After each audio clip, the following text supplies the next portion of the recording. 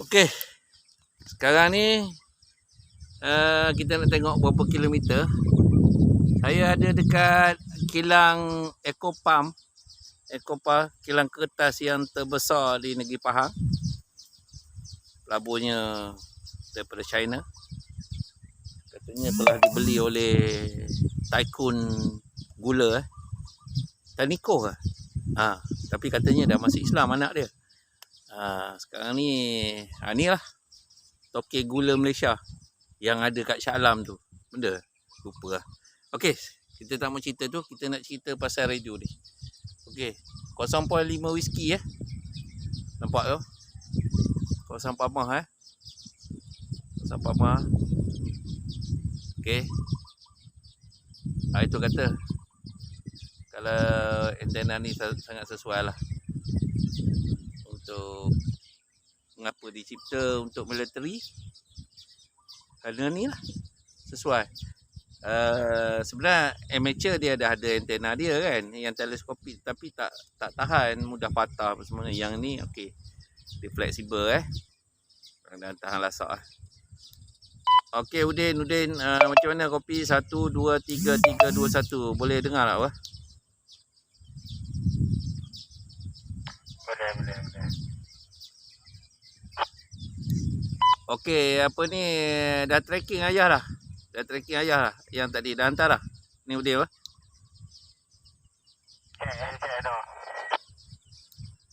Okey maknanya jelas komunikasi tu jelas. Jadi tak ada masalah. Saya puas hati lah. Apa yang saya usahakan dah berjaya. Kita share pada kawan-kawan yang mana nak buat MCOM. Nak buat MCOM tu boleh lah cari. Lagipun modal tak banyak. Kalau antena taktikal antena taktikal original mencecah RM800 yang original tapi tak sesuai dengan frekuensi pula. Dia kadang-kadang frekuensi 6 meter, kadang-kadang 4 meter. Dia orang pakai 4 meter.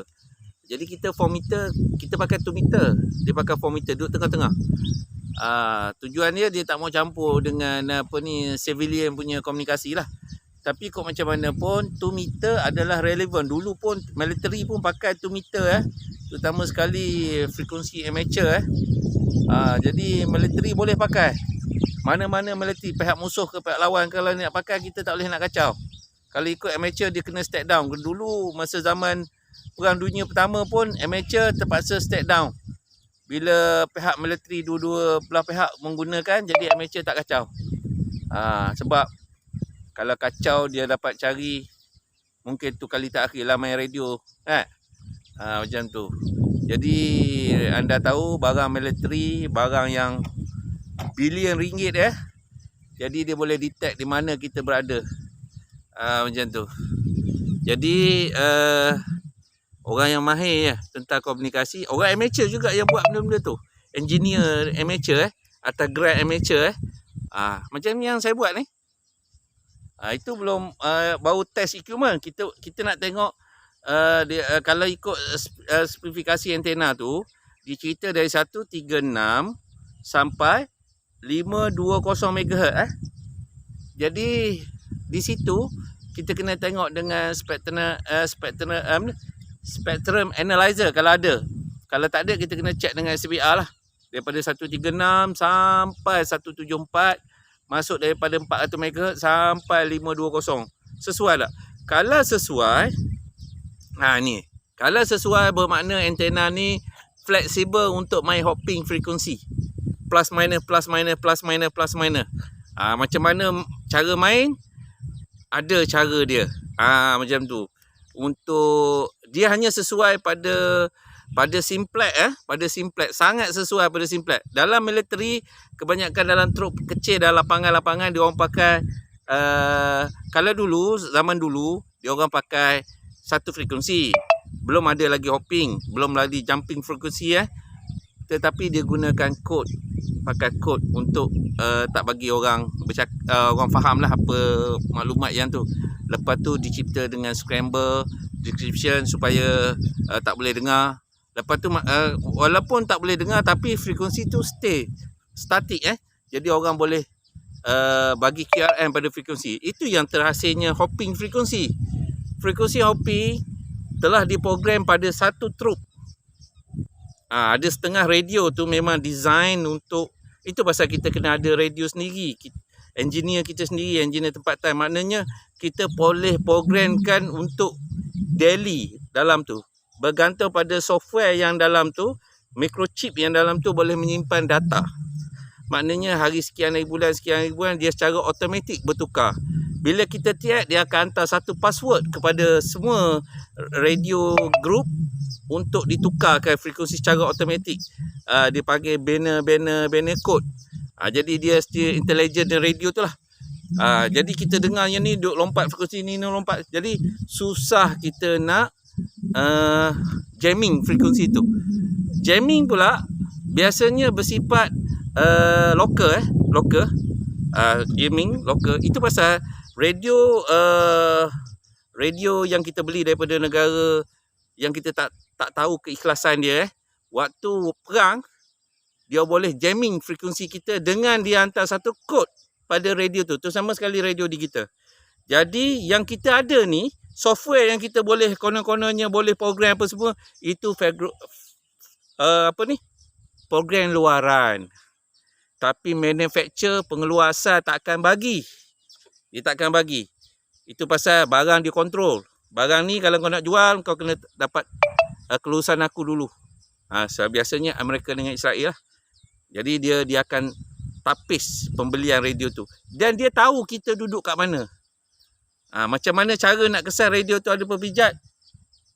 Hanya jauh hari yang mengenal mutu menikam. Hanya engineer dan teknikal. Saya boleh terangkan satu persatu, tapi dalam video ni saya tak boleh terangkan habis pasal atas rahsia. Jadi cara macam mana kita olah ham radio tu, kalau tahu daripada basic A sampai Z, mendalami ilmu, kita tahu. Amateur kalau setakat main radio, waktu perang kita tak boleh buat apa-apa.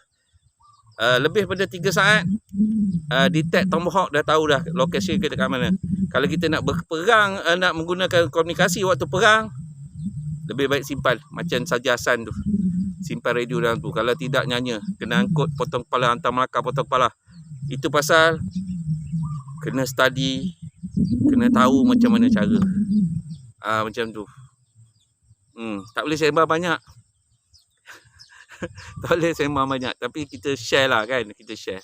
Kalau repeater, tengok bila orang tak suka, orang kacik, orang tekan, orang ganggu, dengan apa cara untuk sama ada direct melalui tone terus jam frekuensi, ataupun kita TX tanpa tone pun orang tak boleh bercakap. Tapi sebenar benda tu 3 pointer dengan satellite beacon telah dibuat. Dia boleh detect kat mana frekuensi dia. Sebab kamu tekan lebih 3 saat. 3 saat. Delay internet 3 saat. Delay satelit 3 saat. Millisecond 1, 2, 3. Itu pasal orang dia 1001, 1002, 1003 untuk cun delay 1, 2, 3. 01, 02, 03. Tapi dalam teknikal komunikasi dia bukan macam tu. Dia millisecond. Dah lompat. Kalau kita tengok ikut spektrum yang macam saya share dalam Facebook tu, itu spektrum tu digunakan oleh lapangan teknikal engineer lapangan untuk mengesan QRM, mengesan untuk setup duplexer, apa-apa semua multi use benda tu, termasuk untuk fog hunting. Jadi dia boleh incurate berapa dB, dia boleh anggaran berapa jauh, berapa watt pancaran. Jadi boleh tahu. Benda tu dah accurate dah. Standard world classnya. Itu pun boleh program lagi untuk military setting. Military setting yang dalam tu untuk dapat betul-betul accuracy. Itu pasal harga dia $49,600 satu. Convert duit Malaysia. Alamak, rumah kau rendah lah. Rumah 150,000 boleh cash lah dengan benda satu tu alat tu. Macam MC Indonesia pakai benda tu. Itu saya share tu. Kalau cari dalam tu tak ada dia tu. Saya jumpa dalam YouTube, kebetulan saya screenshot, saya dapatkan dia alat tu. Jenama alat tu. Dia dapat tangkap satu stesen radio haram di Bandung. 3 hari dia detect. 3 hari dia detect. Dapat. Itu baru satu. Sorry. Dia menggunakan 2 biji kerendaan. Satu untuk pointer GPS. Satu yang benda tu lah. Dia akan berjalan-jalan, letak dalam kereta, cari kat mana tu. Lepas tu dia pointer guna GPS. Dapat.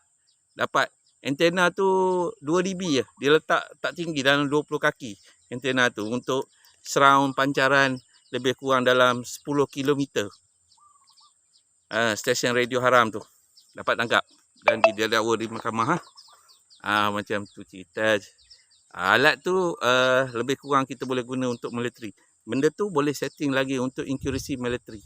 Okey, jumpa lagi dari Night Whiskey to Alpha Sierra 73. Assalamualaikum.